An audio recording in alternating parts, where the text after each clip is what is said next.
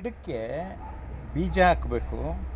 ಅದಾದಮೇಲೆ ನೀರು ಹಾಕಿ ಗೊಬ್ಬರ ಹಾಕಿ ಬೆಳ್ಕೊಂಡು ಅದಾದಮೇಲೆ ಒಂದು ಹೂವು ಆಗ್ತದೆ ಅಲ್ವಾ ಸ್ನೇಹಿತರೆ?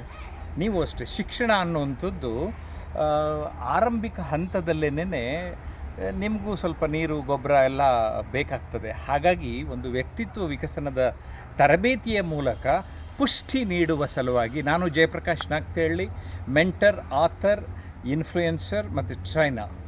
ಸ್ನೇಹಿತರೆ, ಚಂಡಕಿ ಜನಕಲ್ಯಾಣ ಶಿಕ್ಷಣ ಸಂಸ್ಥೆಯ ಮಹೇಶ್ ಇಂಗ್ಲೀಷ್ ಅಕಾಡೆಮಿ, ಈ ಅಕಾಡೆಮಿಯಲ್ಲಿ SSLC ವಿದ್ಯಾರ್ಥಿಗಳಿಗಾಗಿ ವ್ಯಕ್ತಿತ್ವ ವಿಕಸನದ ಕಾರ್ಯಕ್ರಮವನ್ನು ನಾನು 2ನೇ ತಾರೀಕು ಇದೇ ಮೇ ಶುಕ್ರವಾರ ಬೆಳಗ್ಗೆ 10 ಗಂಟೆಗೆ ಅಥಣಿಯ SSMS ಕಾಲೇಜ್ ಆಡಿಟೋರಿಯಂ ಹಾಲ್ನಲ್ಲಿ ನಿಮ್ಮನ್ನೆಲ್ಲ ಭೇಟಿಯಾಗಬೇಕು ಅಂತ ಇದ್ದೇನೆ.